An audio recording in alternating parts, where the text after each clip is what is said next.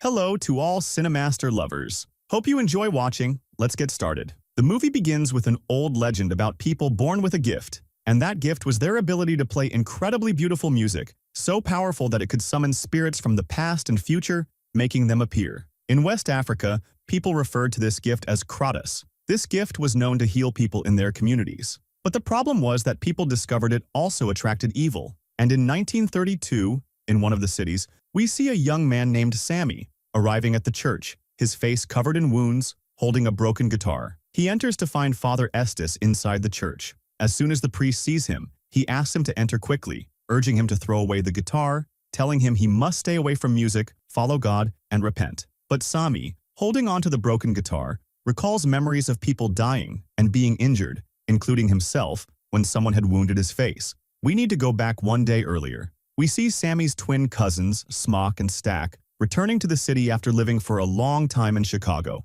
They had stolen from a dangerous gang there and fled back to the city. They were waiting for a gangster to arrive to sell them a place. Soon enough, the gangster arrives in a car and takes them to show them the location. We learn that Smoke and Stack wanted to turn the place into a bar for parties, especially for black people. They gave the gangster a lot of money but warned him and his gang that if they came near the place again, they wouldn't spare them. The gangster agreed and left. Afterward, they went to pick up their cousin Sammy and headed to a hidden truck full of liquor intended for the big opening party. Suddenly, a snake appeared in front of them. Before it could attack, Smock acted quickly and killed it. They inspected the truck to ensure everything was in place. Smock suggested they open the place next week, but Stack insisted they open it that day, saying it was a beautiful day. Initially, Smock refused, but with Stack's persistence, he agreed, on the condition that they split up to prepare the place quickly. Stack agreed, took Sammy, and went to get the place ready, while Smock took the truck into the city to meet his friends. When Smock reached the city, he saw a little girl and asked her to watch the truck. He told her to honk the horn if anyone tried to steal it and promised to pay her 20 cents per minute. The girl agreed immediately. Smock entered a shop and met his old friend Bo and Bo's daughter, Lisa. Smock asked Bo to help him open the bar that day. Before he could finish talking, the girl outside honked the horn. Smock rushed out to find two men trying to steal the truck. He shot one in the back and the other in the leg. One of them recognized Smock and surrendered, claiming he didn't know it was Smock's truck. The girl confirmed that she had warned them it belonged to Smock, but they didn't believe her. Smock returned to the shop, gave Bo money to treat the injured thieves outside, and asked Bo's wife, Grace, to prepare 100 large fish and a sign for the new place. Grace agreed, but asked for payment. Smock promised to pay her whatever she wanted if she worked quickly. Meanwhile, Stack and Sammy were spending quality time together. Stack revealed to Sammy that Smock had killed their father because he used to treat them badly and beat them often. Then he changed the subject, asking Sammy to take care of the guitar he had brought from Chicago, saying it was a rare piece. He asked Sammy to play something, and Sammy, being very talented, played beautifully. The two then went to the train station to pick up a professional musician named Salim. At first, Salim rejected Stack's offer, but when Stack promised him lots of money and liquor, Salim agreed. He played music with Sammy in the street, drawing a crowd. Stack used the opportunity to announce the location of their opening party. During this time, Sammy noticed a girl named Berlin among the crowd. He was very attracted to her, invited her to the event, and she said she'd think about it before leaving. Suddenly, Mary, an old girlfriend of Stack, appeared and argued with him for abandoning her in the past. Stack gave her a few sharp words, leaving her upset as she walked away. On their way, Salim saw a group of enslaved people and was disturbed by the sight. Sammy couldn't understand why Salim was so upset. Salim explained that he had been taken advantage of and forced to sing for free in the past, leading to his hatred for slavery. Later, they set up a guard named Danny at the new place. Meanwhile, Smock was seen placing a flower on a specific grave. He then entered and spoke with Sandy, asking her to cook for the event. It was revealed that Sandy wasn't just kind-hearted, but also Smoke's old lover, and the grave belonged to their son. Elsewhere in the city, a man with smoke emanating from his body knocked on the door of a couple's house, claiming Native Americans were chasing him and had taken his wife. The couple let him in. Shortly after, the Native Americans arrived, asking about the man. The woman lied, saying he wasn't there. One of the Native Americans warned her that the man was deceptive, but she insisted he wasn't there. The Native Americans were forced to leave as the sun was setting. When the woman returned inside, she found the man had bitten her husband's neck, killing him. To her horror, her husband rose from the dead, and she screamed in terror. By evening, everything was ready at the new place. The casino was up and running, and everything was going well. Berlin arrived with Smock, making Sami very happy as he was going to perform that night. Even Mary showed up, befriending Sami and telling him her mother had died the previous day, leaving her deeply saddened. Smock encouraged Sami to perform, while he told Stack to resolve things with Mary. Stack approached Mary, asking her to leave, but she refused, saying she had every right to stay as a customer. She reminded him that he didn't even attend her mother's funeral, who had raised him and his brother, nor did he place a single flower on her grave. Stack sarcastically replied that he had sent her plenty while she was alive, then left her. Selim performed first, captivating the audience.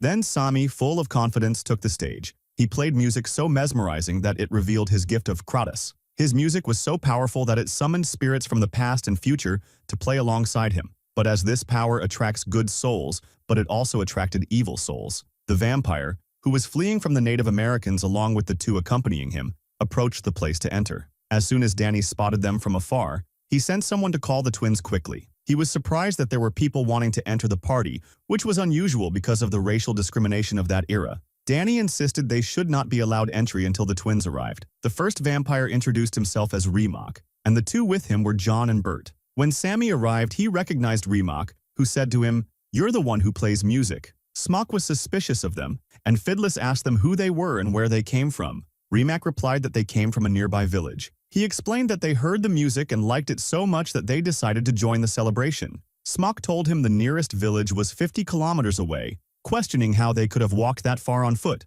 Remak changed the subject, and they all started playing and singing a strange song. Smock became annoyed and ordered them to leave. Remak tried to bribe him, saying they had a lot of money to spend that night, but Smock insisted they leave. When Remak asked why Mary, who was white, was allowed in, Sandy replied that Mary was family. Smock then threatened them with his gun. They agreed to leave slowly, in case he changed his mind. Meanwhile, Mary went to Stack and told him they were about to face financial problems, especially since the black farmers there that day didn't have enough money to cover the costs of the place. She suggested letting the three strangers in and trying to extract enough money from them to cover expenses. Stack asked Mary to find out how much money they had. Mary approached them and found them singing. When she asked why they were there, they said they could enter if she confirmed they had enough money. John pulled out gold coins from his pocket, surprising Mary because the coins looked unusual. Remak explained they were old gold coins from another time and that they had plenty of them. Before Mary could respond, Remak interrupted her, saying she seemed sad and had a lot of pain in her heart, and offered to heal her. Startled, Mary admitted her mother had recently passed away, but stopped mid-sentence when she noticed Remak's eyes turning red. Frightened, she realized their intentions were evil. She quickly grabbed her gun and ordered them to leave immediately. But as soon as she turned her back, Remak jumped towards her and bit her. Inside the venue, Berlin was singing passionately, and everyone sang along. Suddenly, Mary entered and asked Danny to let her in. Danny allowed her entry, and she began dancing. Shortly after, Selim came out to Danny at the door, complaining that it was too hot inside. Danny asked Selim to guard the door while he stepped away briefly. At that moment, Mary went to Stack, handed him the money, and took him to a room. Meanwhile, a fight broke out between two people, almost turning deadly. Smock intervened and asked Sami to call Stack, but Sami refused. Smock went himself, and upon opening the door, he was shocked to find Mary biting Stack's neck. He quickly drew his gun and shot her several times. To his surprise, she got up again but then collapsed and fled, warning that they would all die. Smock rushed to Stack and tried to stop the bleeding, but unfortunately, Stack died in his arms. His last words were that he loved him. Sandy instructed Selim to lock the door and evacuate everyone from the venue. Selim complied, clearing the place and telling everyone they would reopen the next day. Sami blamed himself for Stack's death, as he had seen Mary take him to the room. Sandy recalled Mary's warning as she fled, realizing she wasn't alone. She asked Smock to move Stack's body outside, suspecting he might not be truly dead. Smoke refused and requested Sandy perform a spell to bring Stack back. Sandy declined, saying she couldn't. At the same time, Sandy convinced her husband to leave the venue. He agreed and went to prepare their car. Sandy escorted Smock and everyone else out of the room, locking it and giving Sami the key, instructing him never to open that door. Meanwhile, Danny returned and begged Selim to let him in. Selim questioned where he had been, and Danny replied vaguely, saying he had gone to the bathroom and wandered around. Smoke arrived and scolded Danny for not guarding the venue, leading to Stack's death. Sandy questioned why Danny needed permission to enter, suspecting he had turned into one of them. Danny tried to deny it, but Sandy warned Smock, saying she felt he had become one of them. Danny demanded his payment and said he would leave. When Smock handed him the money, Danny suddenly grabbed Smock's hand and attempted to bite him. Smock shot Danny in the face and quickly retreated inside. Danny tried to follow but couldn't enter. Sandy told Smock the attackers weren't ghosts or demons. They were vampires. Before she could finish, Stack, who had turned into a vampire, awakened in the locked room. He knocked on the door, asking them to let him out. Sandy warned Smock that he wasn't his brother anymore. Stack pretended to be fine and pleaded with Smock to open the door. Smock went to retrieve the key, but Stack suddenly broke the door and emerged. Sandy immediately threw garlic water on him, burning him, forcing Stack to flee. Later, Lisa wanted to leave to search for her father, but they convinced her to stay, as it was too dangerous outside. Sandy taught them how to fight vampires using wooden stakes and garlic, explaining that sunlight was their greatest weakness. Smock asked about Sandy's plan, and she revealed that vampires' minds were connected. She asked Smock to promise to kill her if she ever got bitten, reminding him their son was waiting for her in the afterlife.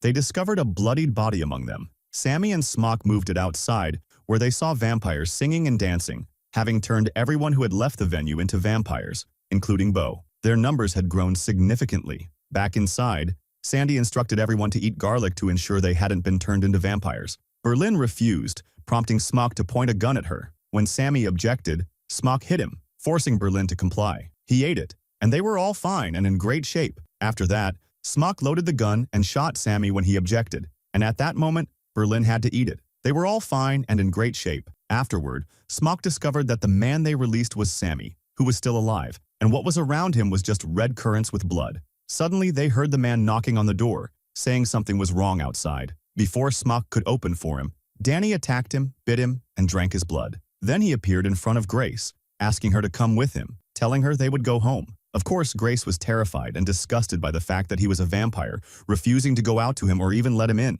Suddenly, Rimac appeared in front of them and told Smock that their only way out was to cooperate with him, and everything would be fine. When Smock refused, Rimac threatened Grace, saying he would go to her house and kill her daughter. She was terrified for her daughter and started screaming. Rimac then spoke to Sammy, telling him he wanted him because his music was so powerful it summoned his ancestors. He offered all of them to become vampires and live forever. Salim got angry and declared they wouldn't leave Sami. Rimac told them they were going to die anyway because the man they had bought the place from intended to kill them all in the morning since they had cornered him, taking the money and the place. Suddenly, the man who had just transformed smiled wickedly. Estok tried to convince his brother to join them, and when they felt he might influence him, they quickly brought Smock in and shut the door. Grace was devastated and couldn't bear it, knowing that if she waited until morning her daughter would be dead. She screamed at the top of her lungs, calling them in, which delighted Rimac as it allowed him to enter easily. Smoke and his group prepared their weapons and Molotov cocktails, waiting for them. When they entered, Grace threw a Molotov at Rimac,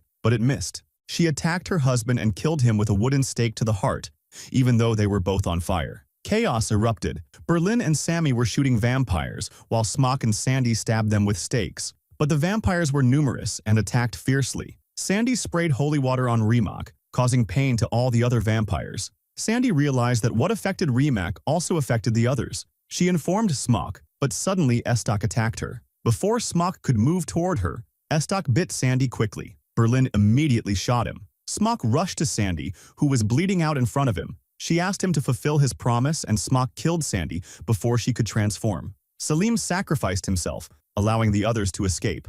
But as soon as they exited through the back door, they found Rimac and Estok waiting for them. Estok attacked Smock, and Rimac attacked Sami. Berlin tried to protect her lover, stabbing Rimac in the back with a stake, but Rimac attacked her, biting her neck. Smock shot Rimac to get him off Berlin. Berlin urged Sammy to escape, and he did. But Rimac caught up with him, clawing his face, the same wound seen at the beginning of the film. Meanwhile, Smock and Estok were fighting. Smock grabbed a wooden stake, pinning Estok down, but Estok attacked quickly, knocking the stake out of Smock's hand. Smock flipped the table at the last moment, pinning Estok underneath, and was about to kill him with the stake. Estok apologized, but Smock replied, "I'm sorry too for not being able to protect you." Elsewhere, Rimac lifted Sammy with one hand, choking him. Sammy grabbed his guitar and hit Rimac on the head, causing all the vampires to feel the same pain. But Rimac didn't die. He grabbed Sammy's head, moving closer to bite his neck and turn him into one of them. Suddenly, Smoke appeared at the last moment and stabbed Rimac. All the vampires felt the same pain.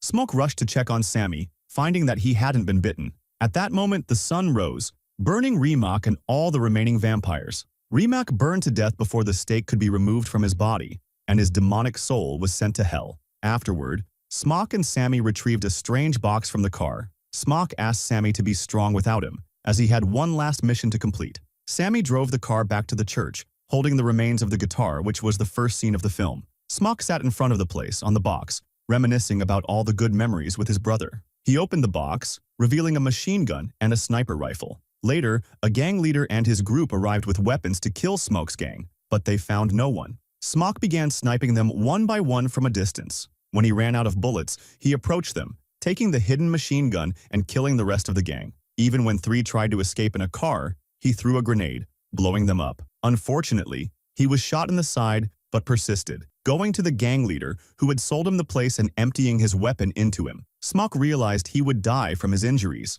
Years later, Sammy, now an old man, continued playing the guitar. One day, in a Chicago casino, a guard told him 2 people wanted to see him. Sammy allowed them in, shocked to see Estock and Mary. Estock told him not to be surprised, revealing that Smoke couldn't kill him back then, but made him promise not to harm Sammy. Estock offered to turn Sammy into a vampire to play longer and live a longer life. Sammy declined, saying he was content. Estock asked Sammy to play something old. Sammy brought out their father's old guitar, playing the first tune Estock had taught him in the car. Estock and Mary enjoyed the music. Estock left $200, fulfilling an old promise, and asked Sammy to take care of himself before leaving. Sammy stopped him, asking how he felt the day everything changed. Estock admitted it was the best day of his life, as he and his brother achieved their dream of gathering their people and creating a place for them. Sammy began to recall everything as the film ended. If you enjoyed the video, don't forget to subscribe to the channel and hit the notification bell to get more new videos.